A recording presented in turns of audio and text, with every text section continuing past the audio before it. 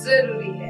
नमस्कार, MNS news live में आप सभी का स्वागत है। मैं हूं आपके साथ अर्शी अंसारी। आइए देखते हैं देश और दुनिया की तमाम बड़ी खबरें। इससे पहले एक नजर हेडलाइंस पर।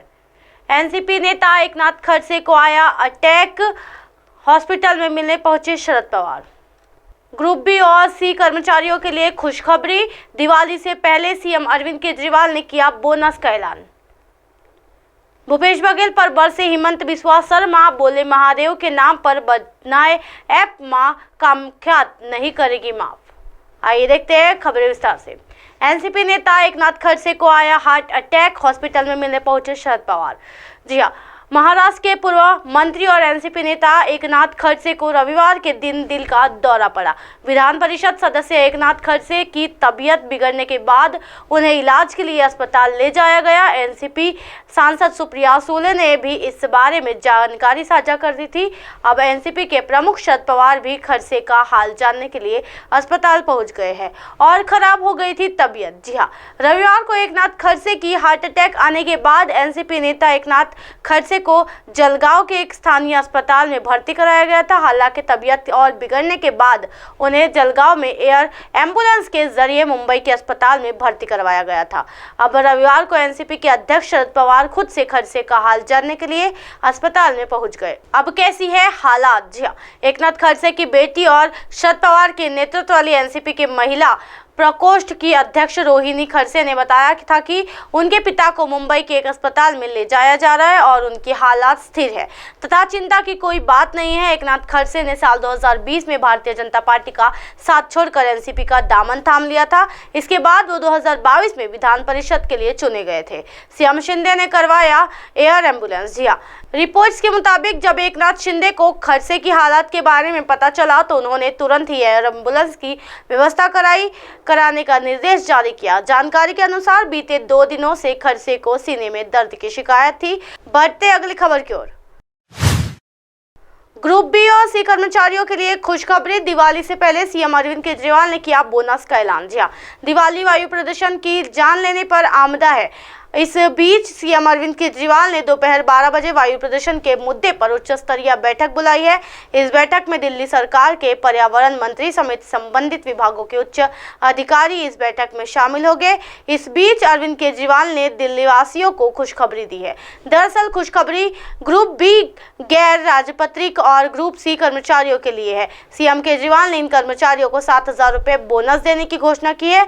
उन्होंने कहा कि हम दिल्ली सरकार के ग्रुप बी गैर राजपत्रित कर्मचारियों और ग्रुप सी के कर्मचारियों को 7,000 रुपये बोनस के रूप में प्रदान करेंगे।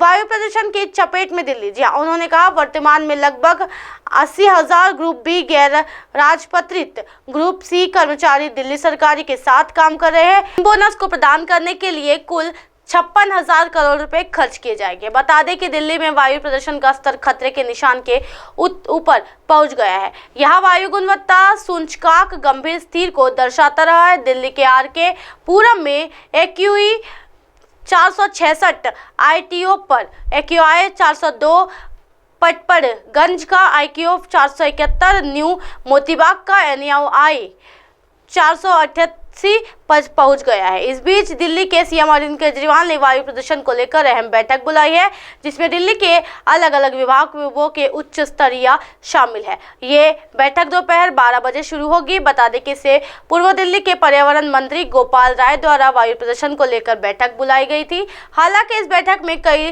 अलग अलग विभागों के अधिकारी भाग लेने के लिए नहीं पहुंचे। इसके बाद गोपाल राय ने सीएम अरविंद केजरीवाल को खत लिखा और मांग की कि वायु प्रदूषण के मामले को गंभीर से लेने वाले और सही समय पर काम करने वाले अधिकारी किन विभागों में तत्काल नियुक्त की जाए। वहीं 4 नवंबर को गोपाल राय ने केंद्रीय मंत्री भूपेश यादव को पत्र लिखा था। इस पत्र में उन्होंने भूपेंद्र यादव से मांग की कि पड़ोसी राज्यों से दिल्ली में BS 4 मानदंडों का पालन न करने वाले वाहनों के प्रवेश पर प्रभावी ढंग से प्रतिबंध लगाए और NCR में भी ऐसी वाहनों पर प्रतिबंध लगाए। बढ़ते अगली खबर की ओर। भूपेश बघेल पर बरसे हिमंत बिस्वा शर्मा, बोले महादेव के नाम पर बना ऐप, मां कामाख्या नहीं करेगी मुआवजा। छत्तीसगढ़ में मंगलवार यानी 7 नवंबर को पहले चरण का मतदान होने वाला है। इस बाबत तैयारी पूरी हो चुकी है। इसी कड़ी में रविवार के दिन भाजपा में कई बड़े नेता छत्तीसगढ़ दौरे पर पहुंचे थे। असम के मुख्यमंत्री हिमंत बिस्वा शर्मा भी यहां रैली करने और जनसभा को संबोधित करने पहुंचे थे। इस दौरान एक जनसभा को संबोधित करते हुए हिमंत बिस्वा शर्मा ने महादेव बैटिंग ऐप को लेकर भूपेश बघेल पर निशाना साधा। सभा को संबोधित करते हुए उन्होंने कहा कि मां कामाख्या आज रो रही है कि छत्तीसगढ़ के मुख्यमंत्री ने महादेव के नाम पर घोटाला किया, महादेव के नाम पर ऐप बनाकर मां कामाख्या को किया क्रोधित। उन्होंने कहा कांग्रेस ने महादेव के नाम पर भ्रष्टाचार करके मां कामाख्या को बहुत क्रोधित किया है। मां ऐसे लोगों को माफ नहीं करेगी। कोई पैसे लूटने के लिए महादेव के नाम को इस्तेमाल कैसे कर सकता है। उन्होंने कहा कि कोई सोच भी कैसे सकता है कि महादेव के नाम पर कोई पैसे लूटेगा। मां कामाख्या देवी मां पार्वती का स्वरूप है। मैं पार्वती महादेव की पत्नी। इस खबर के सामने आने के बाद में मां कामाख्या दुखी है। उन्होंने भूपेश बघेल का निशाना साधते हुए आगे कहा कि महादेव के नाम पर बघेल ने पैसा लूटने का काम किया है। कोई ये सोच नहीं सकता कि महादेव के नाम पर ऐप बनाकर कोई भ्रष्टाचार करेगा। भूपेश बघेल पर बरसे हिमंत बिस्वा शर्मा। जी हाँ, हिमंत बिस्वा शर्मा ने आगे कहा कि अगर भ्रष्टाचार करने के लिए अगर ऐप ही बनाना था तो किसी दूसरे नाम से ऐप बना लेते। महादेव के नाम पर ऐप बनाकर 508 करोड़ लूट लिए। उन्होंने भूपेश बघेल को लेकर कहा कि आप मुख्यमंत्री बने या ना बने, लेकिन आप सरकार के मेहमान जरूर बनने वाले हैं। दरअसल असम के मुख्यमंत्री भूपेश बघेल की गिरफ्तारी को लेकर बयान दे रहे थे। उन्होंने कहा कि मैं एक सनातनी हिंदू हूं। उन्होंने कैसे हिंदुओं पर अत्याचार किया है, जब तक मेरी जान है तब तक इनके लिए बोलता रहूंगा। इसी तरह की दिन भर की तमाम बड़ी खबरों से फिर कराऊंगी आपका रूबरू। तब तक देखते रहिए MNS न्यूज नेटवर्क। मेरे साथ यानी अर्शी अंसारी के साथ। नमस्कार।